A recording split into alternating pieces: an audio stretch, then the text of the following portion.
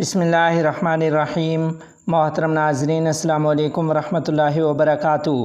P T I وفد کی جمعیت علماء اسلام کی سربراہ حضرت مولانا فضل الرحمان دامت برکاتہم العالیہ سے ان کی رہائش گاہ پر ملاقات۔ تفصیلات کے مطابق پی ٹی آئی کے وفد نے آج پھر جمعیت علماء اسلام کے سربراہ حضرت مولانا فضل الرحمان صاحب دامت برکاتہم العالیہ سے ان کی رہائش گاہ پر اسلام آباد میں ان سے ملاقات کی ہے۔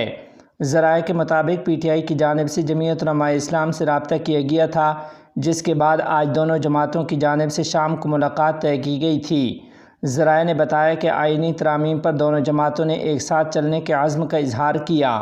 ملاقات میں مجوزہ آئینی ترامیم اور supreme court practice and procedure ordinance پر مشاورت کی گئی ہے۔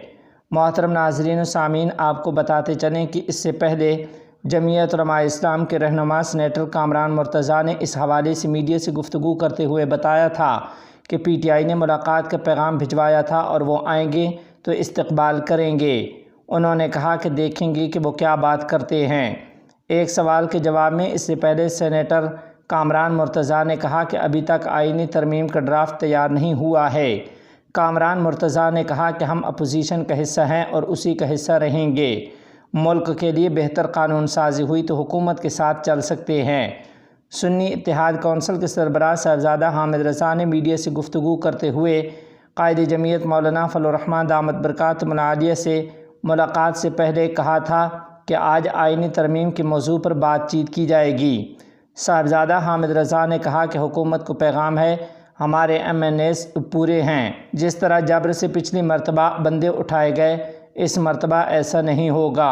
ادھر دوسری جانب بلاول زرداری نے کہا کہ ہم آئینی ترامیم پر مولانا فضل الرحمان دامت برکاتہم العالیہ کی حمایت حاصل کرنے کی کوشش کریں گے، تاہم اگر اتفاق نہ ہو سکا تو پھر بھی نمبر پورے کرنے کی کوشش کی جائے گی۔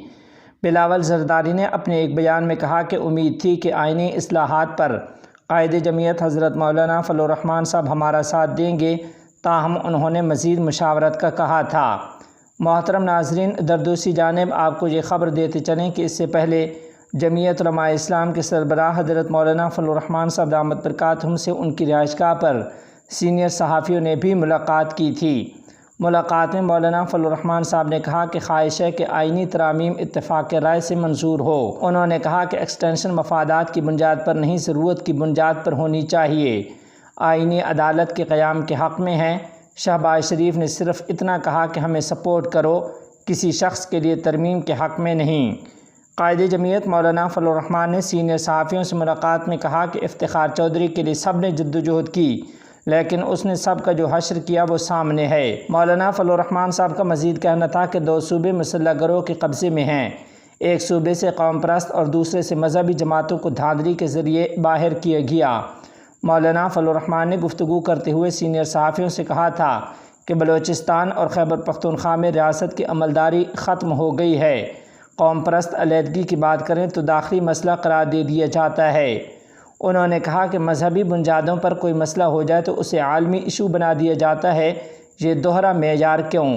لڑائی اور ڈیڈ لاک اپنے من پسند افراد کے لیے ہے، چاہتے ہیں کہ مفادات سے بالاتر ہو کر وسیع تر قومی مفاد میں ترمیم ہو۔ مولانا فضل الرحمان کا کہنا تھا کہ انتخابات میں اداروں کا کردار ملک کو متحد رکھنے کی علامت قرار نہیں دیا جا سکتا۔